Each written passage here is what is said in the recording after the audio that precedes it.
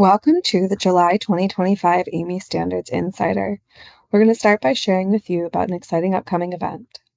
Mark your calendars for Sterilization Standards Week happening September 15th through 18th.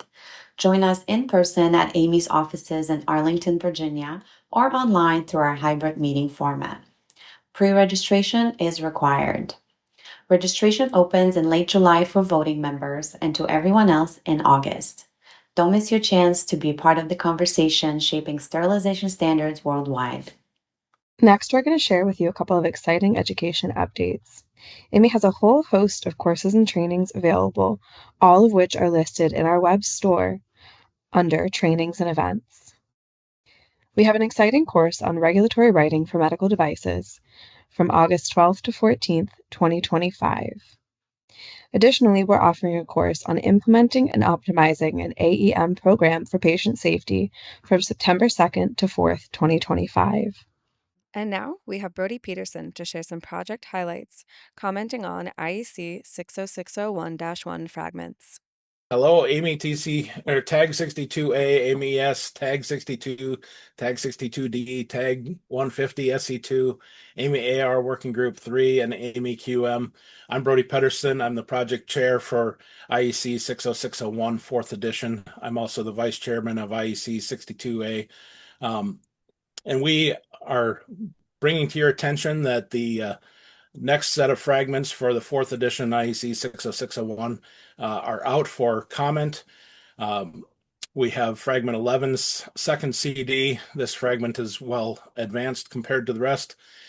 Fragment 10, 12, 5, 6, 7, and 8, those are all out for comment and your review. Please use the appropriate commenting forms from the IEC templates, or enter your comments directly into OSD if your company has access to that. If not, use the commenting form and file those comments appropriately and stamp. We'll be having meetings as a US tag to review these comments from our members from August 6th to August 27th, noon to 12:30 Eastern. Those are weekly meetings, so that we can get through hopefully all of these comments to these 7 fragments that are now out for your commenting. Please also, refrain from commenting in editorial ways. We're really looking for those structural and requirements comments that are substantive, with substantive ideas on how to better address the requirements that are there. So please refrain from submitting editorial comments. The projects are moving forward. We are meeting as a IEC team in Milan in November, and another set of fragments will be coming out after that meeting.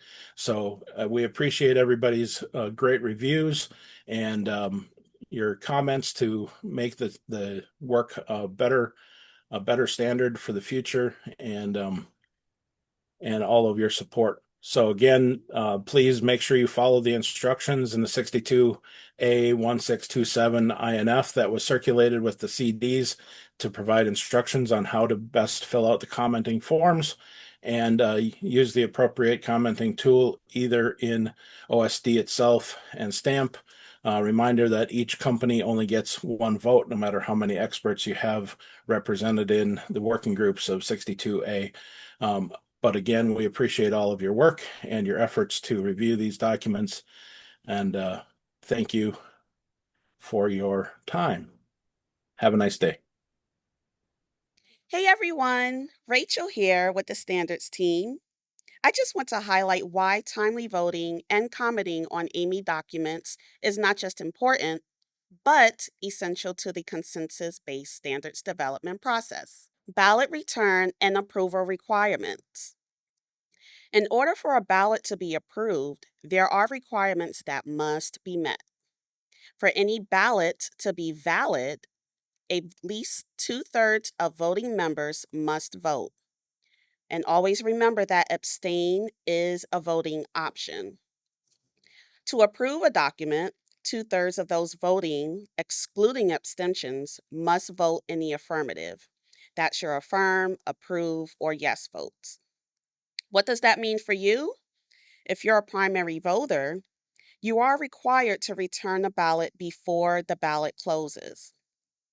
If you're unable to form a position or are unsure of your voting option, you can always vote to abstain to help maintain quorum and keep the process moving forward.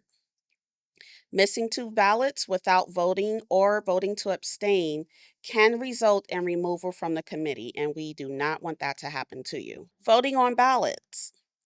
Votes must be submitted through the AAMI Standards Management Platform, also known as STAMP, and should come from the primary representative or the alternate if the primary voter is unavailable to vote. If needed, AAMI staff can help with proxy submissions in special cases. When reviewing a ballot, be sure to carefully read the ballot description and understand the available voting options.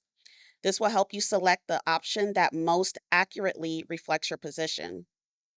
The typical voting options are affirmative, negative, and abstain. When voting in the affirmative, you're voting to support the document as is. You can still include comments, but approval cannot be conditional. When voting in the negative, this is when you believe technical changes are necessary, but you must include a rationale with your negative vote. When voting to abstain, you can include a comment as to why you are voting to abstain. Now let's talk about comments. Providing comments is a critical part of our consensus-driven process. Whether you're submitting comments alongside an affirmative vote or a negative vote, or in response to a draft document open for comments only, please be sure to reference the exact clause or figure, clearly explain the rationale for your comment, mark whether the comment is going to be technical, editorial, or general, and when possible, suggest alternative text to support the resolution. Comments must be submitted through STAMP and they must be submitted before the deadline. So, bottom line, submitting your vote and comments properly and on time is vital to maintaining progress and fulfilling your responsibilities as a consensus body member. Thank you for your continued dedication to developing safe, effective, and high quality standards. For more information, please refer to the training materials available directly in the Standards Development Platform. Thank you all. If you wish to have a more comprehensive class on voting and commenting, you can take the AAMI Standards Management Content course. AAMI consensus bodies are always looking for new members. Please visit the AAMI Standards Monitor online call for members. We have several new projects being initiated. There's going to be an amendment to the AAMI EQ 110 document, an adoption of the AAMI ISO 5840-1, 2021 Amendment 1, an adoption of the AAMI ISO 5840-2, 2021 Amendment 1, an adoption of the AAMI ISO 5840-3, 2021 Amendment 1, and revision of AAMI CI 86 Edition 2. We also have a few exciting new work items to announce. AAMI ST Working Group 2, Radiation Sterilization, is working on developing TIR 131, a new technical information report for guidance on use of parametric release in the radiation sterilization of healthcare products. ST Working Group 8, Microbiological Methods, is working on the development of AAMI CR 517, a consensus report for the comparison of ST 72 and ISO 11737-3. Additionally, our Human Factors Engineering Group is working on TIR 130, Best Practices for Designing Accessible At-Home Diagnostic Test Kits.